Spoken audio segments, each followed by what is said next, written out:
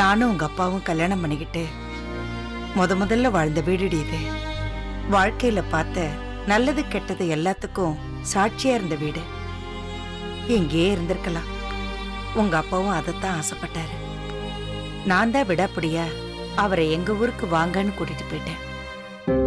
அப்பா சொத்தா கிடைச்ச வீட்டுல ஆயுசுக்கும் வாழ்ந்துடலாம். ஆனா பொங்கி திங்க பணத்துக்கு எங்க போறது?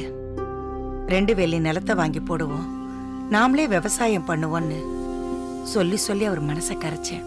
ஏமா, எல்லா பொண்ணுங்களுக்கும் தன்னோட புருஷன் தான் ஊருக்கு பக்கத்துலயோ இல்ல தான் அம்மா வீட்டு பக்கத்துலயோ இருந்தா நல்லா இருக்கும்னு தோணும் இல்லம்மா? கல்யாணமான புதுசுல அப்படிதாண்டி தோணும். மனசுக்குள்ள ஒரு பயம் இருக்கும், பதட்டம் வரும். இவர் நல்லவரா, நமக்கு ஏத்தவரா, நம்மள புரிஞ்சு நடந்துக்குவாரா, நம்ம வீட்டு மனுஷங்களை மதிப்பாரா, இல்ல அடிச்சு துரத்திடுவாரான்னு கண்ணை மூடுனா 100 கவலை முன்ன வந்து நிக்கும். நாளைக்கு உனக்கு கல்யாணம் ஆனா நீ என்ன பண்ண போற? நானும் பார்க்க தானே போறேன். இல்லம்மா, நான் கல்யாணம் செஞ்சுக்கிட்டு போயிட்டா நீ தனியா கடந்து எப்படி கஷ்டப்படுவியோன்னு கவலைப்படுவேனே தவிர மத்தத பத்தி எல்லாம் பயப்பட மாட்டேம்மா. இப்படிதான் வாழணும்னு கடவுள் எழுதி வச்சிருக்கான். அத நீ நானும் மாத்தி எழுதவா முடியும்? நீ சொல்றதும் சரிதாண்டி. ஆனா அன்னைக்கு எனக்கு இது தோணவே இல்லை பாரு. உங்க அப்பாவை இந்த ஊரை விட்டு கூட்டிட்டு போனதுக்கு அப்புறம் இங்க திரும்ப வரவே இல்லை. எவ்வளவோ கஷ்டப்பட்டோம்.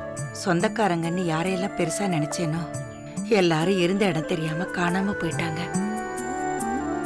சாகரப்ப உங்க அப்பா சொன்னாரு, எதுவுமே இல்லைன்னாலும் கூட இந்த வீடு நமக்கு இருக்குடி, அது உனக்கு தேவையான நேரத்துல கை கொடுக்கும்னாரு. பாரு, இன்னைக்கு உன் கல்யாணத்துக்கு பணம் இல்லாம தவிக்கிறப்போ அவர் சொன்னதானே நடக்குது.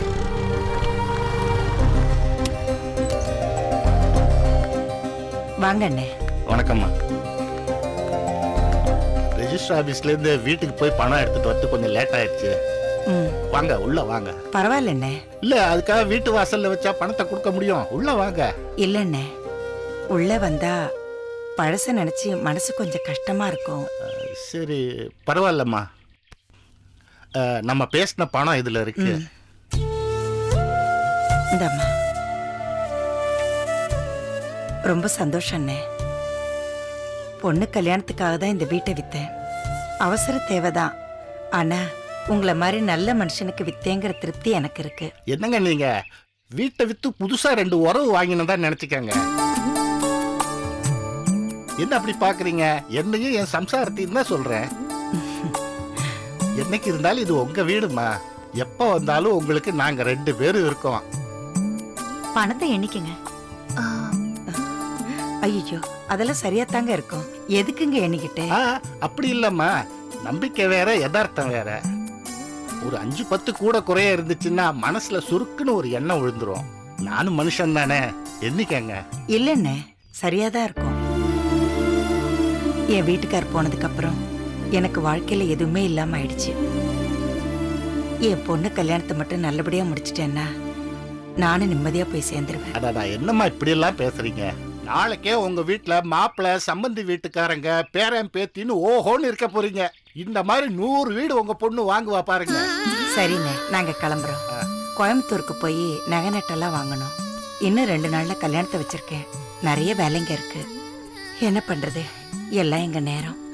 வருத்தப்படாதீங்கம்மா, சந்தோஷமா போயிட்டு வாங்க. உங்க பொண்ணு கல்யாணத்துக்கு எங்களால வர முடியலன்னாலும் இப்பவே மனசார ஆசீர்வாதம் பண்றோம். உங்க பொண்ணு எங்க இருந்தாலும் அமோகமா இருப்பா பாருங்களேன். ரொம்ப நல்லதுண்ணே, நாங்க போயிட்டு வரோம். வாமா.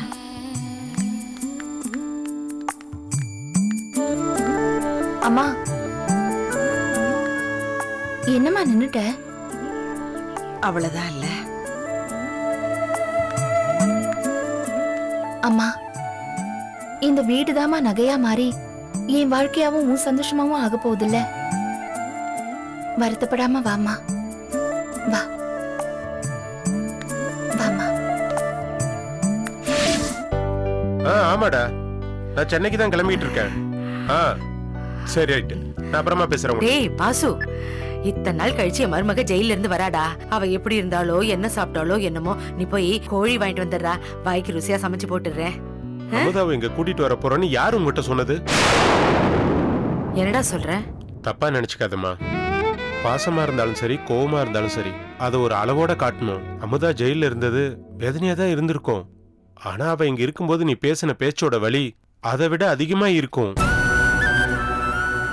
வேணாமா, அவளை நான் இங்க கூட்டிட்டு வரல, வேற இடம் பார்த்து கூட்டி வச்சிடுறேன். நீ பேசுறது எனக்கு வருத்தமா இல்லப்பா. ஆனா எது கஷ்டமா இருக்கு தெரியுமா? நான் திருந்திட்டேன்னு உனக்கு நிரூபிக்க வேண்டியதா இருக்கு பாரு. அதான்டா எனக்கு ரொம்ப கஷ்டமா இருக்கு. டேய், யாருடா தப்பு பண்ணல? நானும் சராசரி பொம்பளை தானே. எங்க அப்பா அம்மாவுக்கு பொண்ணா இருந்த வரைக்கும் நல்ல பொண்ணா தான் இருந்தேன். உங்க அப்பாவுக்கு பொண்டாட்டியா தாலி கட்டிட்டு வந்ததுக்கு அப்புறம் கூட நல்ல பொண்டாட்டியா தான் இருந்தேன். ஏன் நான் உனக்கு நல்ல அம்மாவா இல்ல? வாசு, உன் மேல நான் உயிரையே வச்சிருக்கேன்டா. ஆனா உன் பொண்டாட்டி கிட்ட மட்டும் நல்ல மாமியாரா நடந்துக்க முடியாம போயிடுச்சு. அது ஏன் தப்பு இல்லடா வாசு, விதி சாபக்கேடு. அம்மாவா இருந்து மாமியாரா மாறுறப்ப எல்லா பொம்பளைங்களுக்குமே வர சறுக்கல் தான். அதுவும் ஒரே பிள்ளைய பெத்து வளர்த்து ஆளாக்கி ஒரு பொண்ணை பார்த்து கட்டி கொடுக்கும் போது மட்டும் என்னமோ எங்க சொத்தையே இன்னொருத்திக்கிட்ட பறி கொடுக்கிற மாதிரி மனசுக்குள்ளேயே ஒரு பதட்டம் வரும்பா. அதெல்லாம் சொன்ன உனக்கு புரியாதுடா. என்னம்மா சொல்ற? அமுதாவங்க கூட்டிட்டு வரணுமா? ஆமாண்டா, நீ வேற மாதிரி எதுவும் தப்பா முடிவு எடுத்துடாதப்பா. நான் அவளுக்கு செஞ்சிருக்கிற பாவத்துக்கு சாகர வரைக்கும் நான் உழைச்சு கொட்டினா கூட கணக்கு தீராதுப்பா. இப்ப இப்படிதான் சொல்லுவேன், நேர்ல பார்த்ததும் சட்டுன்னு மாறிடுவேன். இல்லடா, மாற மாட்டேன்டா, சத்தியமா மாற மாட்டேன்டா. இது பாரு, நான் மட்டும் சரியா நடந்துக்கலன்னு வச்சுக்கிய, நீ என்னை வீட்டை விட்டு வெளியே அனுப்பிடு. இல்ல இல்ல, நீ சொல்ல வேண்டாம், அவளே சொல்லட்டும்டா. என்ன வெளியில போங்கன்னு சொல்லட்டும், நான் போயிடுறேன்டா. கொஞ்சம் யோசிச்சு பாருடா. இவ்வளவு நாள் கழிச்சு அமுதா நம்ம வீட்டுக்கு வரா. இப்ப நீ அவளை இங்க கூட்டிட்டு வராம வேற எங்கேயாவது கூட்டிட்டு போனா அவ என்ன பத்தி என்னடா நினைப்பா? நான் இன்னும் மாறல, இன்னும் திருந்தல, இன்னும் நான் அவளை மனசார ஏத்துக்கலன்னு வருத்தப்பட மாட்டாளடா. நீ என்ன பிரிச்சு வச்சுதான் நீங்க சந்தோஷமா இருக்க முடியும்னா அது அவளால ஏத்துக்க முடியாதுப்பா. நிச்சயமா உன் கூட சந்தோஷமா கொடுத்து நடத்த மாட்டாப்பா. அம்மா, நான் திட்டினப்பெல்லாம் என்ன நல்லா புரிஞ்சுக்கிட்டு இப்ப திருந்தனத்துக்கு அப்புறம் புரிஞ்சுக்க மாட்டேங்கிறியடா. என்ன மன்னிச்சிருமா, என்ன மன்னிச்சிருமா. வாசு, போடா போ. என் மருமகளை வீட்டுக்கு கூட்டிட்டு வா. நான் அதுக்குள்ள சமைச்சு வச்சுட்டு ஆரத்தியோட வாசல்ல காத்துட்டு நிப்பேன். போடா போ.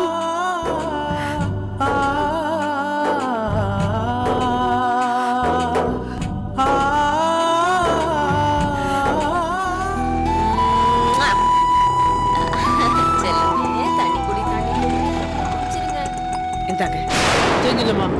ஐயோ அப்படியா? ஐயோ என்கிட்டயும் சேஞ்ச் இல்ல. ஒரு 10 நிமிஷம் வெயிட் பண்றீங்களா? நான் பேசிட்டு வந்துடுறேன். வெயிட் பண்றோமா? சரி.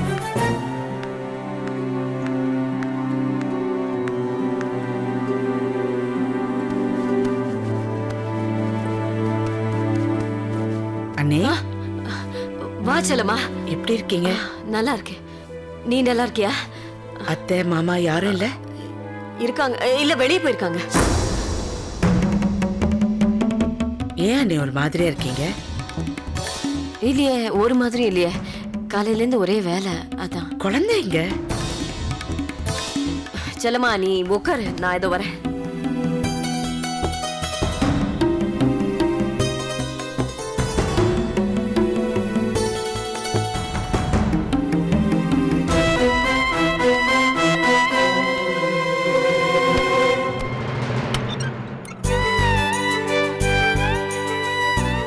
ஏய் ரத்னா குட்டி, என்னம்மா?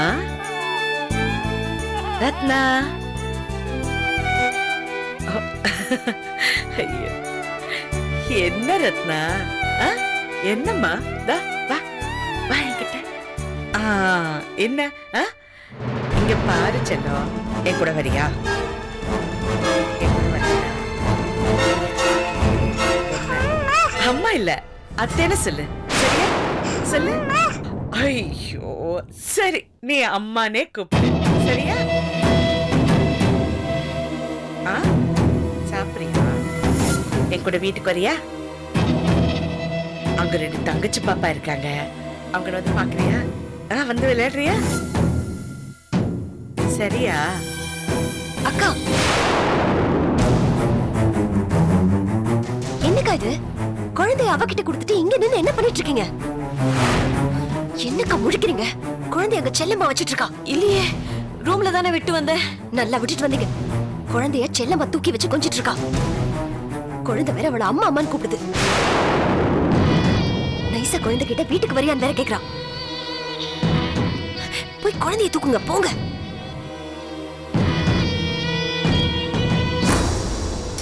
தங்க தேவி, வீட்டுக்கு போலாமா? ஏய் இங்க பாரு. லதா, வா வா வா என்கிட்ட வா. ஏனே, அவ நல்லா தானே இருந்தா? அப்படியா? அவளுக்கு தூங்குற நேரம், தூங்கணும். இல்ல, இவ என்ன அம்மா அம்மான்னு கூப்பிடுற. அப்படியா கூப்பிட்டா? என்ன என்ன செல்லம்மா திடீர்னு வந்திருக்க? ஏதாவது முக்கியமான விஷயமா?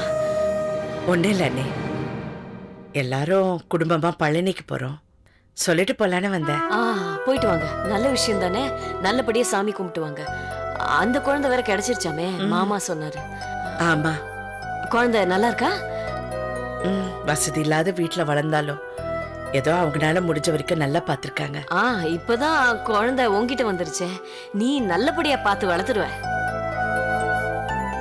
பழனிக்கு போயிட்டு வந்ததும் எங்கேயாவது வெளியூர்ல போய் செட்டில் ஆயிடலான்னு முடிவு பண்ணிருக்கோம்.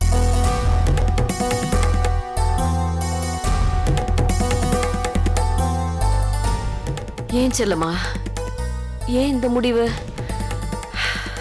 எல்லாம் போதும்னு தோணுது. நான், என் வீட்டுக்காரர், என் குழந்தைங்க, இந்த ஒரு சின்ன வட்டம் போதும். இனிமே இவங்க தான் என் உலகம். அண்ணன் இல்லாத சூழ்நிலையில நீங்க எவ்வளவு வருத்தத்துல இருப்பீங்கன்னு எனக்கு தெரியும். இந்த நேரத்துல உங்ககிட்ட என் சந்தோஷத்தை பத்தி பேச எனக்கு கொஞ்சம் சங்கடமா தான் இருக்கு. இருந்தாலும் என்னால உங்ககிட்ட மறைச்சு பேச முடியாது. அப்படிலாம் ஏன் நினைக்கிற செல்லம்மா? உனக்கு மட்டும் வருத்தம் இல்லையான்னு சொல்ல போனா, நீ இப்படி பேசுறது கேட்க எவ்வளவு சந்தோஷமா இருக்கு தெரியுமா? போதும் செல்லம்மா, நீ பட்ட கஷ்டமெல்லாம் போதும். எங்கேயாவது போய் சந்தோஷமா இரு. இருந்தாலும் உங்களை, ரத்னா எல்லாரையும் விட்டுட்டு எப்படிதான் காலம் தள்ள போறேன்னு எனக்கு தெரியல. மனசு கஷ்டமா இருக்கு. நீ மத்தவங்களுக்காக வாழ்ந்தது போதும் செல்லம்மா. இனிமே உன் குடும்பத்தை பாரு. எப்ப கிளம்புறீங்க? கிளம்ப வேண்டியதுதான், உங்ககிட்ட சொல்லிட்டு போலான்னு வந்தேன். இருந்தாலும் இவளை விட்டுட்டு போறதுன்னு நினைச்சாதான் மனசுக்கு ரொம்ப கஷ்டமா இருக்கு. அக்கா, என்ன அடுப்புல ரசத்தை வச்சுட்டு நீங்க பாட்டுக்கு வந்துட்டீங்க? கொதிச்சிட்டு இருக்கு, போய் இறக்கி வச்சிடுங்க. நான் துணி காய வச்சுட்டு வந்துடுறேன். நான் போய் என்னன்னு பாக்குறேன் செல்லம்மா. சரி, நான் குழந்தைய வச்சுக்கிறேன், நீங்க போய் பாருங்க. இல்ல செல்லம்மா, அவ உன்கிட்ட இருந்தா விளையாடிட்டே இருப்பா. நான் அப்படியே தூங்க பண்ணிட்டு ரசத்தை பாக்குறேன். நீ இரு, நான் வந்துட்டேன்.